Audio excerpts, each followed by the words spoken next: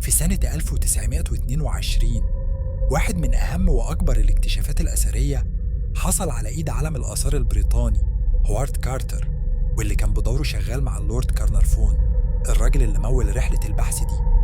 كان الحلم الأساسي بتاعهم إنهم يلاقوا مقبرة فرعونية سليمة، وفعلاً الحلم ده اتحقق لما قدروا يوصلوا لمقبرة الملك الفرعوني الصغير توت عنخ آمون.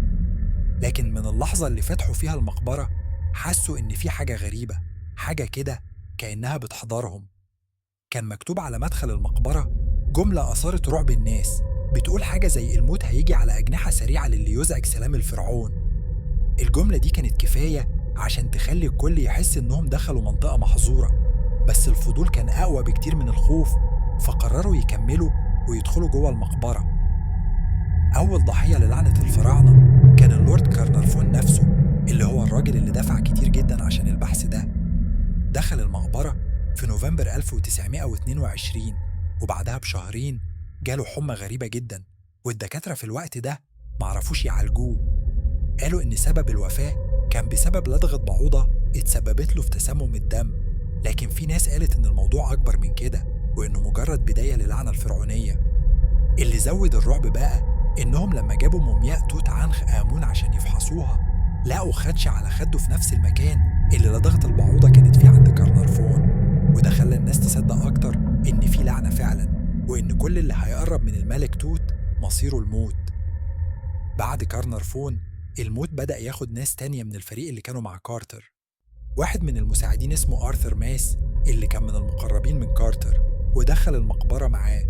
فجأة تعب بشكل غريب، وبرضه مات بعدها بوقت قصير جدا من غير سبب واضح. بعد كده راجل أعمال أمريكي اسمه جورج جاي جولد كان زار المقبرة، وده كان واحد من اللي اتشوقوا يشوفوا المكان الأسطوري ده، لكن بعدها بأيام اتصاب بحمى هو كمان ومات، وكأن لعنة الفراعنة بتختار ضحاياها واحد ورا التاني. حوادث الموت استمرت، ومساعد هوارد كارتر الشخصي اسمه ريتشارد بيثيل مات في ظروف غامضة جدا في بيته، وقالوا إنه اتخنق وملقوش سبب واضح للوفاة. وبعده بشوية والده هو كمان مات حريقا في بيته، والبيت اتحرق بطريقة غريبة من غير ما يكون فيه سبب مباشر، وده خلى الناس تأكد أكتر إن اللعنة مش بتسيب حد من اللي قربوا من المقبرة أو حتى اللي شالوا حاجة منها. كمان الدكتور اللي فحص مومياء توت عنخ آمون، الدكتور داير، فضل فترة بعد اكتشاف المقبرة يحس بفزع وخوف شديد، وبعد فترة اتوفى هو كمان من غير سبب واضح، وكأن الرعب اللي جواه هو اللي كان بياكله من جوه. الغريب في كل ده إن هوارد كارتر اللي كان السبب الرئيسي في فتح المقبرة فضل عايش لحد سنة 1932، لكنه هو كمان مات في ظروف مش مفهومة بعد حياة مليانة كوابيس ومواقف غريبة، وفضل يتجنب الحديث عن اللعنة دي قد ما يقدر. القصة دي فضلت لسنين طويلة بتثير جدل بين الناس.